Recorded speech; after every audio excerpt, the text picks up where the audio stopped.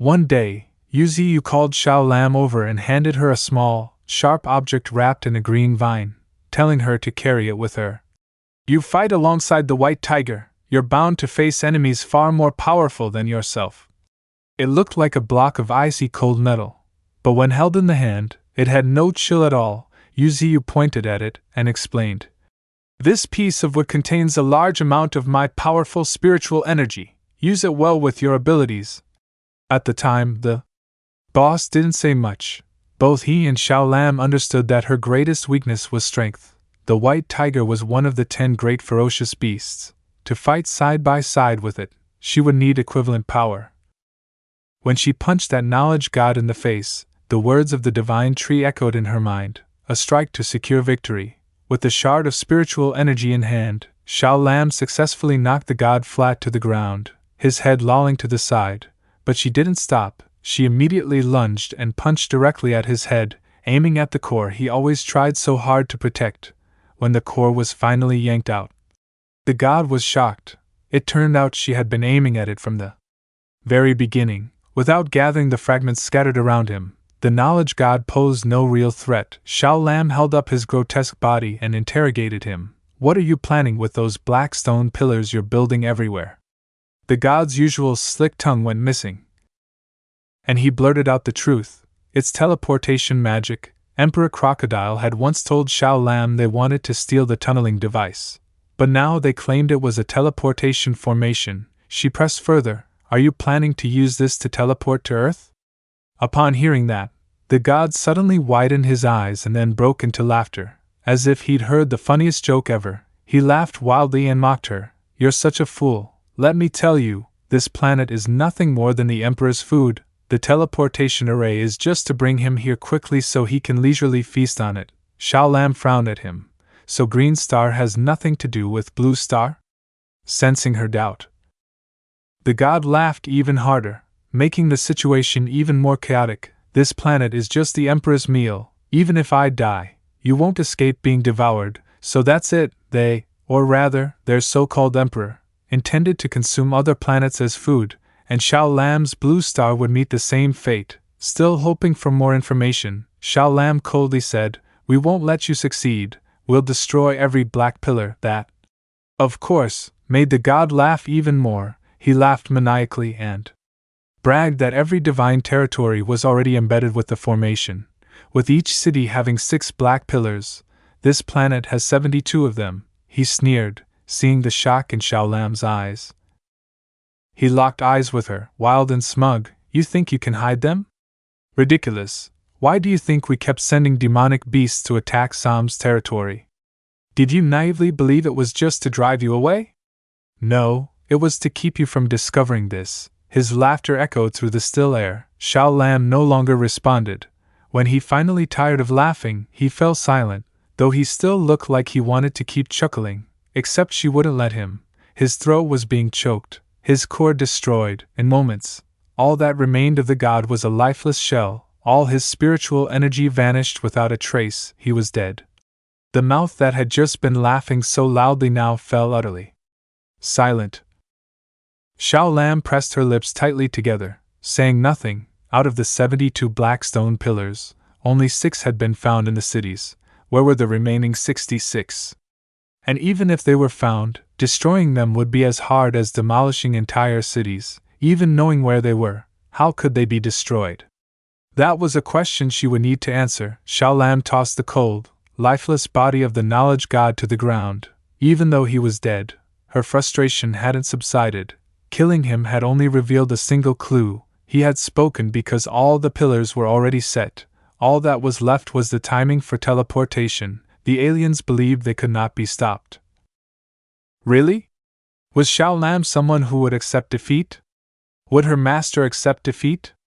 Back on Dragon Island, Yuziu was in the midst of a powerful evolution. A pillar of spiritual energy shot into the sky. He was evolving at a critical moment.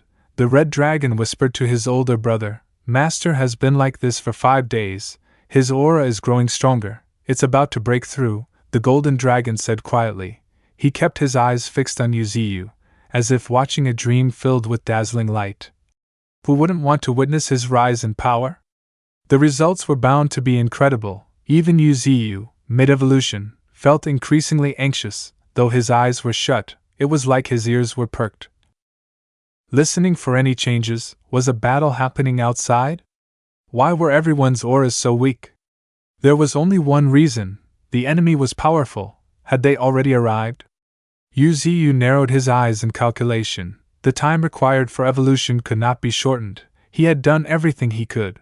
But those who dared harm his subordinates. Did they realize what they were about to face? Meanwhile, in a city led by the Huaxia Federation, destruction spread as if an earthquake had struck. Buildings crumbled under waves of dust and smoke. In the sky above was Shaoling, channeling spiritual power. Her normally beautiful butterflies had turned into sharp, deadly weapons. She gathered them into one giant blade and slashed it down upon a massive, formless figure. The strike hit with intense burning effect. The enemy quickly coughed up blood. He knew he didn't have much time left. His mouth filled with magic and spat out a stream of purple fire, straight at Shaoling's face. Opposite him, the rigid fire blade from earlier had softened like a silk ribbon, but the searing heat of the flamed shield remained. It coiled around its master, protecting her while expanding into a massive offensive wave. It struck back at the purple flame. From a distance, Shaoling's flame shield looked like it was going to tear the magic blast apart completely. The buildings nearby shattered into pieces. Even the extraordinary being standing close, though not directly hit, staggered from the impact. Shaoling's power was among the top tier of Earth's superhumans. If there was anyone who could go head-to-head with these so-called gods one-on-one, it had to be her. Things went quiet. Where was the god? Was it over? The man watched anxiously, only to suddenly realize in shock that the god was still standing tall, surrounded by swirling layers of energy. Beneath the dim sky, it looked like a mass grave filled with wailing souls, and worst of all, it was absurdly hard to kill, more persistent than a cockroach. The superhuman spat blood in frustration. He didn't know how they were supposed to bring that thing down. Looking at Shaoling, standing firm in the middle of the blazing inferno, he had to admit she was humanity's pillar of strength. Without her holding the front line, he wouldn't just be staggering. He and the entire city would have been obliterated already. Flames licked the tall buildings, quickly charring them black. The scene looked like a vision of hell. Blood poured from the god's smooth head, and though his teeth were clenched tightly, his voice came through clearly. They say humans are the weakest creatures on the blue star. Just rumors. Whether that was praise or mockery, Shaoling didn't care. Why should she be bothered by the opinion of some grotesque monster? She spat out the blood still lingering in her mouth and snorted. Her aura surged even fiercer than before, proving she still had plenty of fight left. Well, not entirely rumors. Humanity is the weakest, she said, her words contradicting her actions entirely. Because Shaoling was about to prove something. This god was the unluckiest bastard alive. He had run into the strongest human. Ha, unlucky? You've got it backwards. I'm the strongest god, god of birth and nourishment. Shaoling heard him.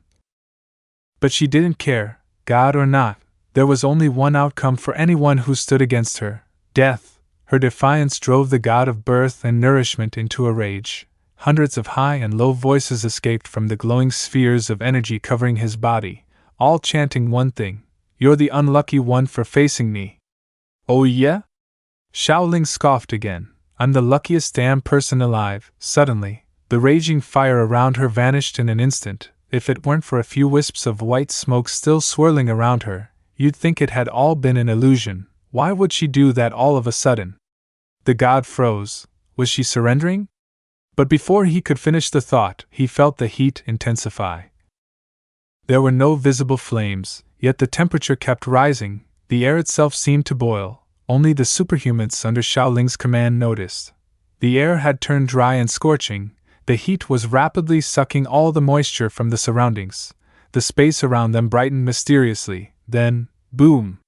Flames erupted skyward from Shaoling, detonating the air around her with deafening force. She hovered 5 meters off the ground. The earth beneath her scorched as if lava had flowed over it. It looked like fire, but it wasn't normal fire anymore. Floating within her own inferno, Shaoling locked eyes with the god, silent. Then the flames around her burst outward, unfolding in shimmering sheets like the wings of a phoenix. The transformation stunned the god. Small and large fireballs swirled around him like a death trap.